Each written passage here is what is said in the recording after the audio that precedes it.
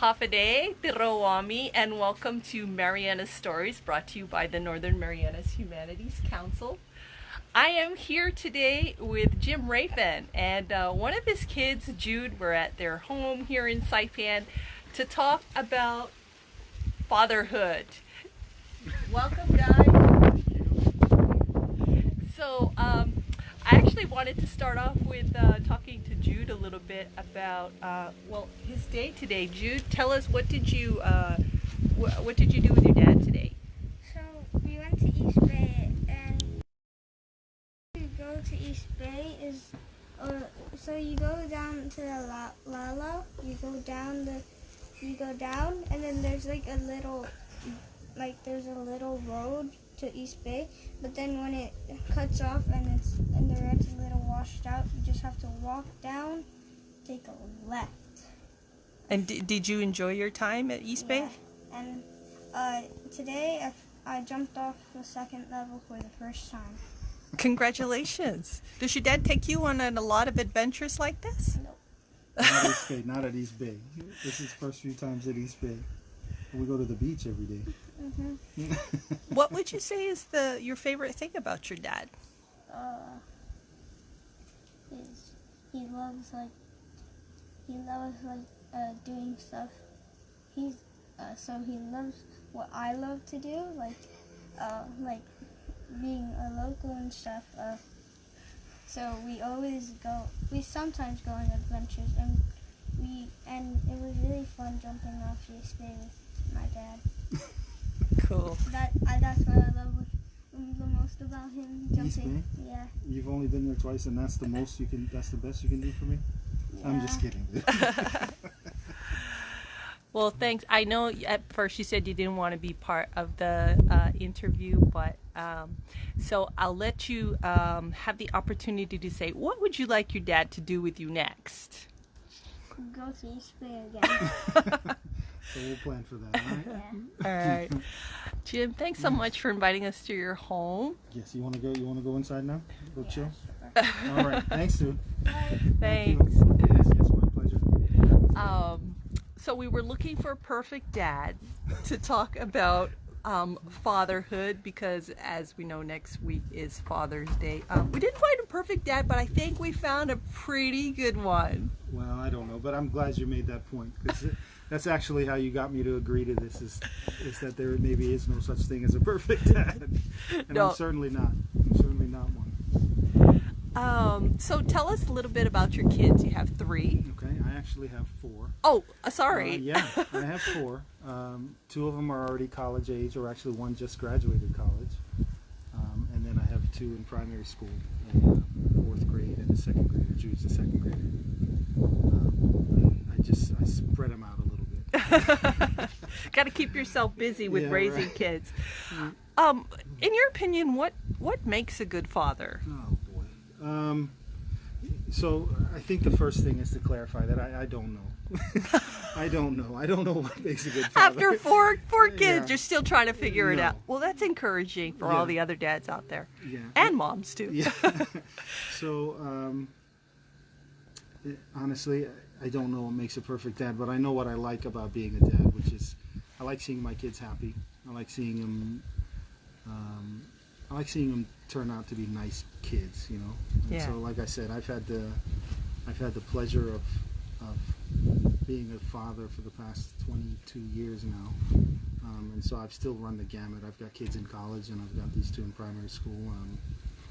So yeah, I don't have any of the answers about what makes a perfect dad.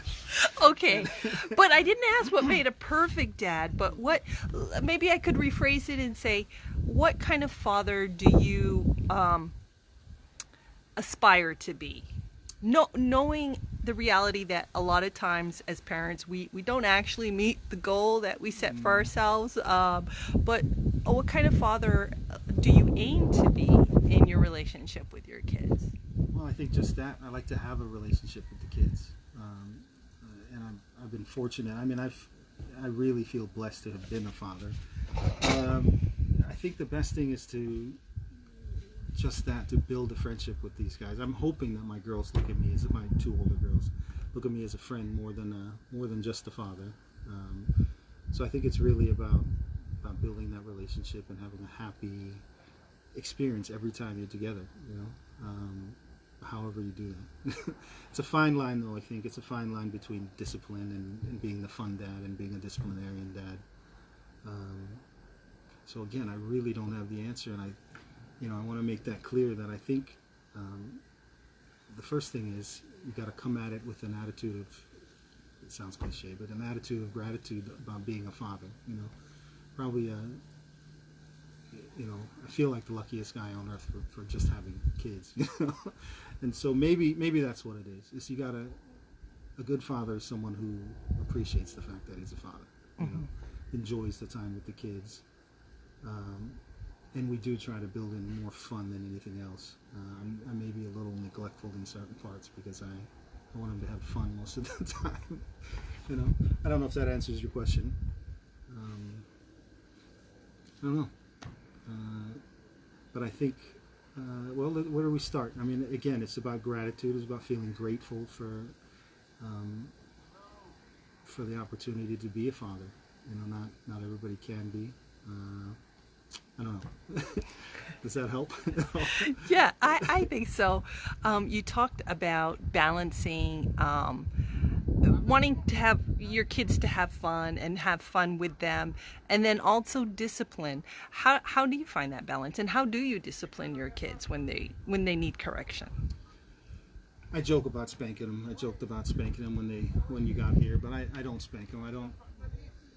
Now, were you spanked? I was absolutely spanked. I was raised in a different time, as you might know. So I was actually raised in the outer islands of Chuuk. I was raised with my grandparents.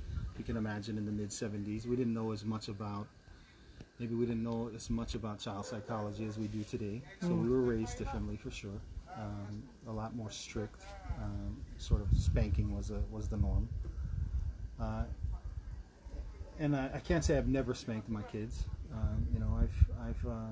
I've swatted their behinds a couple times, but so I forget what the question was. How do you discipline? Discipline, yeah. I think it's really just about talking with them. Just trying to explain why I expect certain behavior at certain times. I don't know.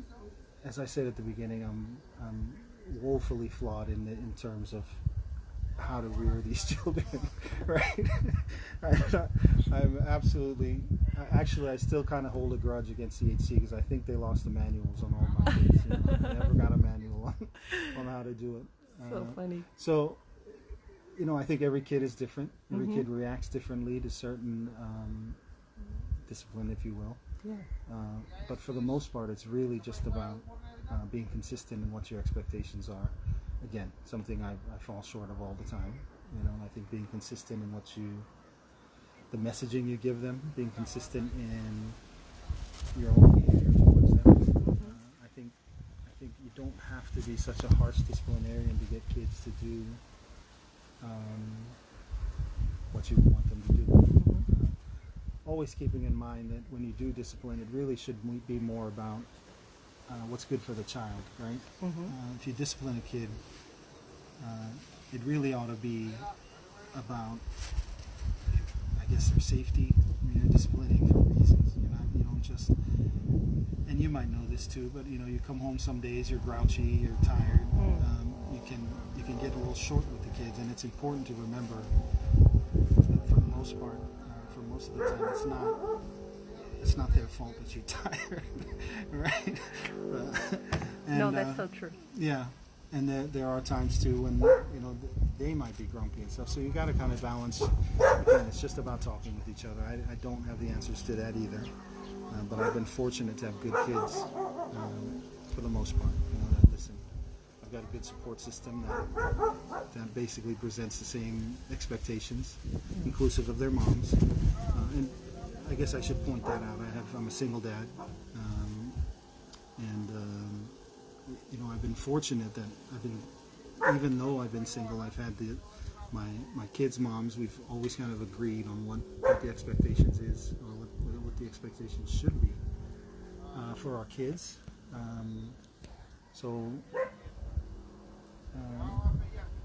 I think too often I see this, particularly with parents who split up.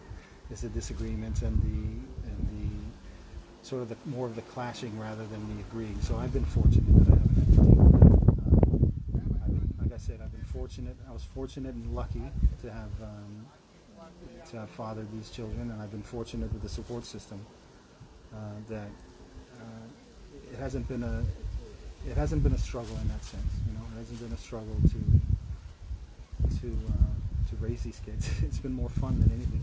You know, honestly, it's you know, I've heard it said it's the hardest job you'll ever love, and it really is. It's just and it goes by in the blink of an eye. You know, you know, I'm still blown away when my kids are calling me from the States.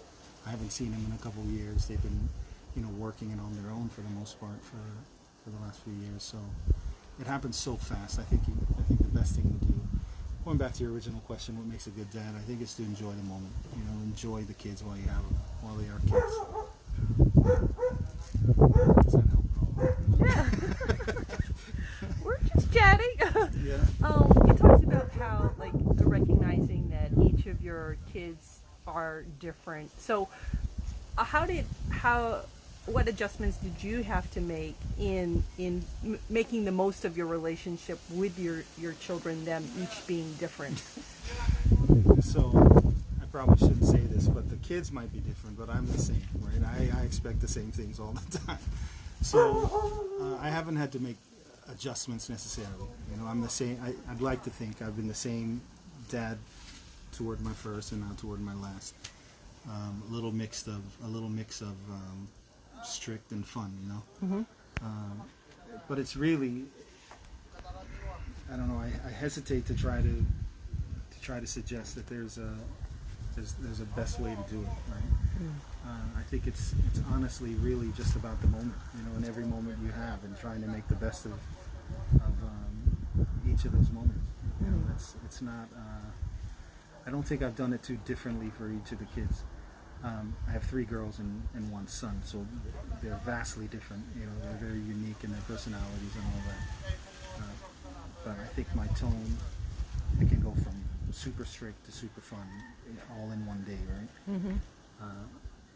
I don't know. I think it's really just adjusting on the fly and trying to make sure you're not letting your stuff, your grumpiness or your tiredness get in the way of enjoying the time with them. Are there any lessons you learned from your upbringing that you realize you have consciously adopted in raising your own children? And are there any experiences that you have consciously rejected? Yeah, so yeah, I have consciously rejected physical, like, over spanking, right? I guess I don't want to say over spanking. I try to consciously reject that. I really don't think kids need that in order to learn what it is you're trying to teach them. It's a lot about talking, isn't it? It's mostly about talking, and looking back, you know, now as an adult, I want to be able to tell some of my uncles and aunties and grandpa and grandmas that I didn't need to be smacked to learn that, right? You guys could have taught me that without that. And again, I don't want to sound like I'm disparaging my upbringing. This was the norm. I wouldn't say, you know, I was anything out of the norm. I mean, we were spanked as kids. That was the norm. Mm-hmm. I was spanked as a kid too. Yeah, and it was, and believe it or not, it's hard to kind of put this in perspective. But believe it or not, it really came from a place of love with them. Yes. The older generation, I don't know if this is true everywhere, but the older generation of Islanders really believed in this, you know, spare a rod, spoil a child mentality, right? And they, you know, I think it's not such a fine line either. I mean, I think some people take it too far. I wasn't one of those kids that had. Thank you. That had. Kind of hard to do that Yeah. with one hand. Thank you. Yeah. So yeah, I think you reject. I think we all want to reject that notion that the kids need to be swatted in order to understand. Anything. Okay, so let's make it real. Mm-hmm. What if they really were not doing what you told them to do? How would you handle that? Oh, well, what would be an example? I mean, what do I expect them to do? If they, I guess, okay, here's an example. I guess if they were being disrespectful to somebody that I thought they should be respectful to, like one of our elders, well, what I do is probably pull them aside and speak with them about it. You know, I don't want to say shame them into it. That's another thing I've consciously rejected, is trying to shame kids into learning stuff, right? But individually, you know, you sit them aside, speak with them about why that was the wrong thing to do, why you didn't like that, how it makes them look. I hate to try to point to specifics, because it's really been different for, you know. It comes back to talking. It comes back to I think remembering that these kids they're going to grow up to be adults too, and so speak to them as best as you can. Speak to them as if they were adults too, you know, even from a younger age. You know, I think set your expectations as you would with any grown person. If that makes sense. Yeah, I'm kind of thinking it's like you can discipline them to do what it is you want them to do, or you can discipline them for them to understand why it is that you're asking them, having them do that, which would be, so I don't know, am I totally off here? No, or? you're absolutely right. But it makes me think, you know, we got to be careful, because sometimes the things we expect of them are not necessary. You know, like I might ask them to do something, and I've actually taught my kids to not to sass me, but to question why are we doing this. Like so they can talk to you about it. That they can talk to me about it. You know, respectfully. Certain things, hopefully, right? And that comes. Again, maybe I'm a little bit. I'm sure the experience is different for everybody, but mine has been pleasant. And that's not to say I don't lose my temper and get mad at them for silly things, right? And I think that's what I'm trying to get at. It's easy to get mad at kids over things that really shouldn't matter, right? And you can always articulate why that should matter. Why does it matter that they pick up the clothes off the floor, right? And some days that makes you mad, some days that doesn't, right?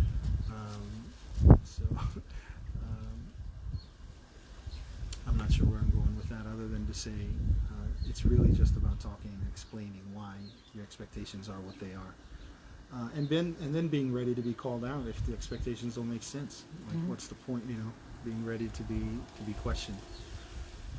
Not something that we were accustomed to growing up. You're not supposed to question. I actually encourage it. At least I think I do. One of the things I've noticed about you, because we're Facebook friends in addition to knowing each other personally, but you teach your kids to work, and you know, they actually look like they're enjoying it. Like, why is that an important part of you feel of their upbringing, and do they enjoy it? And if not, well, how do you? Why do you keep making them do it? Yeah. So, as an example, gardening is an example. You know, we raise animals too. So I've had the kids involved in helping me to feed animals and grow stuff, dig in the dirt, play in the dirt. For the most part, they enjoy it. They enjoy it in spurts, though, right? They don't enjoy the constant everyday stuff, but they enjoy doing it in spurts. As far as why I let them do it, I think this was something else that I've grown to reject as an adult. But when I was a kid, and the grown-ups, the men really, were the ones butchering animals and stuff, they pushed the kids aside, right? Don't let, you know, kind of you move, get out of the way so we can do this. I reject that too, because I think I could have learned a lot more if they let me be involved early, right? And then of course there's the philosophical part, is, you know, teach them young, and they'll learn it better. And I don't force them into it. I think that's another key. I don't force them to come and dig in the dirt with me, or to feed the animals. You kind of just guide them towards it. It's not something. I have a daughter, a 9-year-old, who has taken on the charge of taking care of the animals, right? She feeds the animals. That includes the pigs, that includes the dogs. But she's done that all on her own. It wasn't something, I didn't set a schedule for her and say, you have to do this. it just has kind of come about as she loves animals and she likes to do that. My son prefers to get dirty, dig holes in the garden and things like that. As you heard, he also prefers to go fishing. So hopefully fishing is the next thing that I wish I could teach him. I wish I was a better fisherman, but it's something that I'm going to expose him to. I want to make sure that they're comfortable in the water and that they're comfortable, or that they want to do it.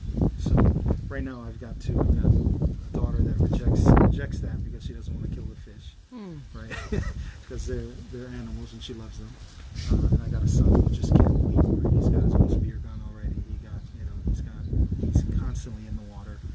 I can't wait for the day that he spears his first fish. Right?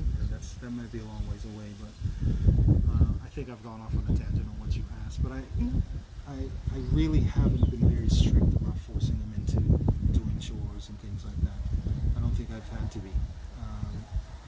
It's a little bit of that Tom Sawyer way, right? I kind of make it fun so they kind of entice him into it somehow. Believe it or not, we do play mind games with the kids too, right? To try to get them to do stuff. No, really? So it's reverse psychology. It's everything in the moment, everything that you think in the moment that's going to make it attractive to them to do it. Yeah. But I'm not strict in that sense. I have, no doubt, I have certain expectations of them, but it's mostly about behavior. As far as chores, it's just something that's kind of coming along. They're seeing that it needs to be done, as opposed to me being a nag about it all the time. What would you say are the values you hold personally that you want to instill in your children, and how do you go about doing that? The simplest motto: don't lie, cheat, or steal. Right? I think that's always been a prevalent sort of saying within our family. I think the kids can all attest to that. That's something that I say I don't tolerate. Those are important to me.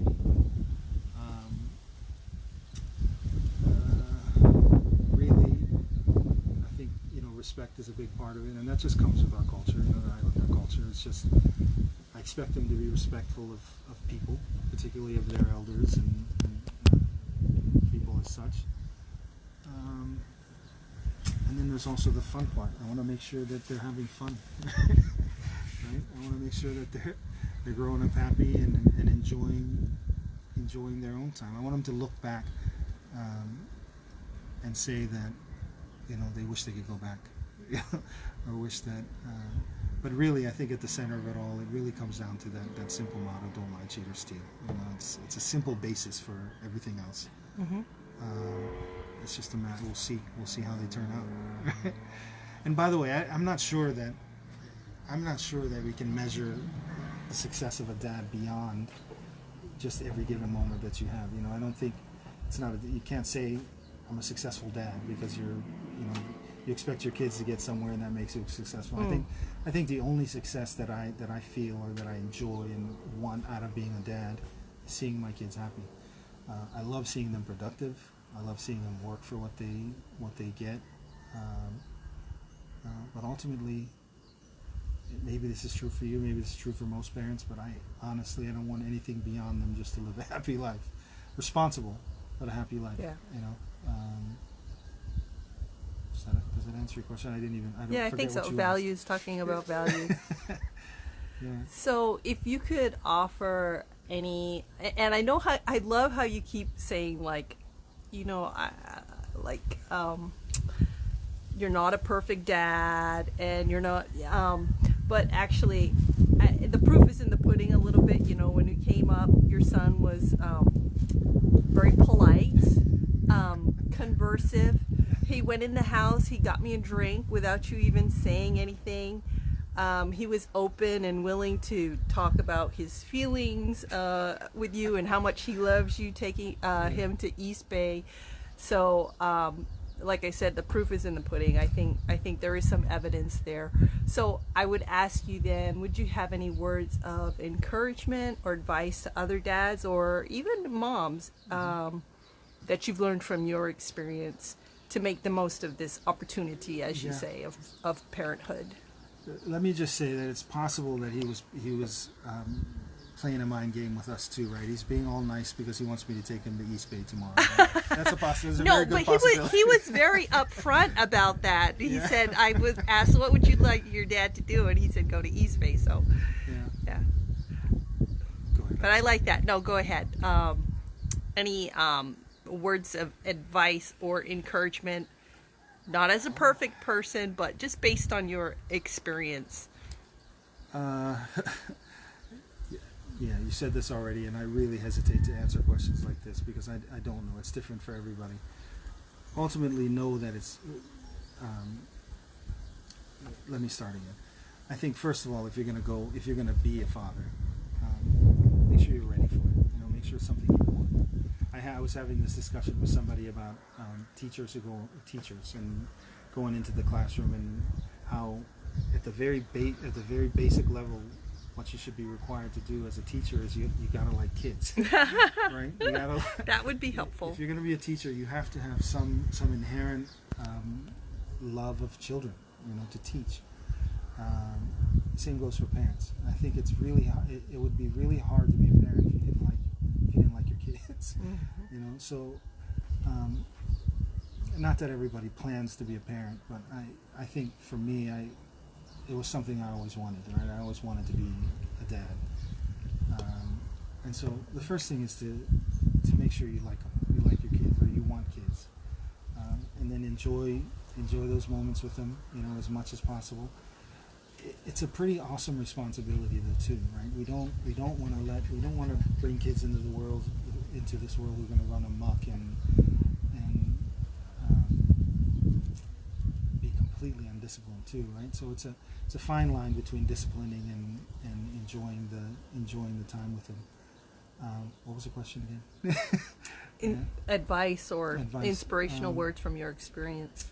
I think don't take yourself too seriously too. You know, I mean, it's really easy to be an ogre in a sense, right? You're the dad, you know, it's really easy to fall into that trap that whatever you say they must do, right? This is the way it is. And maybe that's true, but I think you could present it a different way. Make them kind of fall into your ideologies as opposed to forcing it on you. And I think that comes from that bond. You know, I think about my own relationship with my dad. You know, I loved him so much. He could just speak to me in a certain tone, and I would start crying because I felt so bad having disappointed him. You know, and so I think when you have that close relationship with your child, you have a lot of influence without having to paddle them or spank them. Exactly, and I'm glad you mentioned that because I think there is some level of that too. That at some point, my kids got to a point where they were doing things sometimes simply because they didn't want to disappoint me, right? And it's not that I. That's not a bad thing. That shows how highly they think of you and how much they love you. I think so. I think the message I would tell them is that I'm proud of all of them, right? And I've got an extended family of kids too, right? I've got my own kids and I've got nephews and nieces, and you know, it's a pretty expansive bunch of kids, right? And for the most part, not for the most part, for all the parts, they've been wonderful kids. You know, we've been. You know, and you know how this goes. You know, there's different challenges at different ages. So we've seen most of it. You know, there's the teenage angst, there's the terrible twos, there's all of that, right? I've had the pleasure of doing a couple of those simultaneously, right? Having teens and a terrible two at the same time. So I lost track of what we were talking about again, but that relationship and bond between the child and the parent. It's ultimately the most effective way to getting things done with your kids, or to getting them to do what you want to do. Having them trust in what your expectations are. Let them challenge you to a point, you know, and then let them also, you know, learn from their own mistakes. You know, we can't be over. I guess that's the other thing. You talked about me letting kids do things. I think I let my kids do things that a lot of parents cringe at, right? My son's had a machete since he was 4, right? You know, it's things like that. He's been helping. Wait, did you have a machete when you were 4? I didn't. I didn't. I could use a machete probably at some point, but I didn't have the luxury of having my own machete. Oh, okay. Right, the difference. But no, yeah, of course, Islander kids, we were allowed to use machetes early on, right? I don't know why that's the example. That should be the example. But I think I let them do things that, makes other parents cringe, because it's that fine line between protecting them and then coddling them, right? And I don't want to. You don't want to stifle them. You don't want to scare them into. Submission, right? You don't want them to be scared or anything. At the same time, they're really not fearful. They don't understand.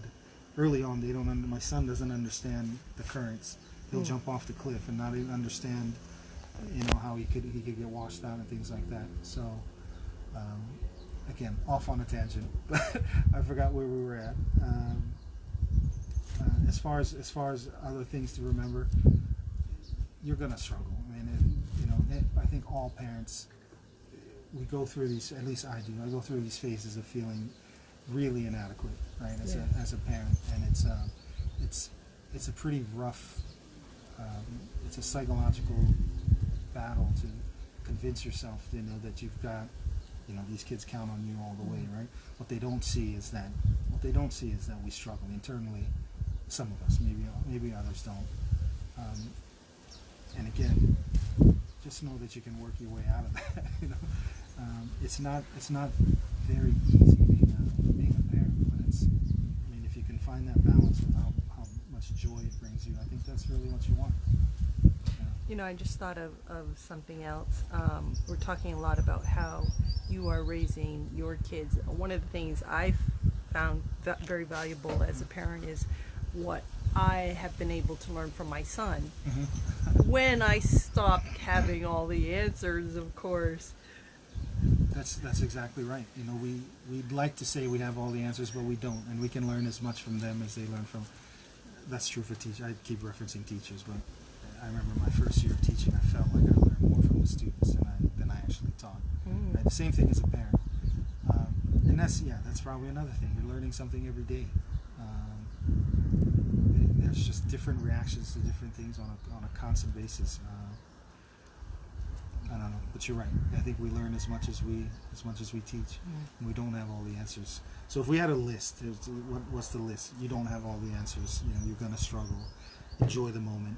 There's all these things that I think if you're fortunate enough to be able to let yourself enjoy all of those, you're going to have a wonderful experience, and hopefully the kids have a wonderful experience with you.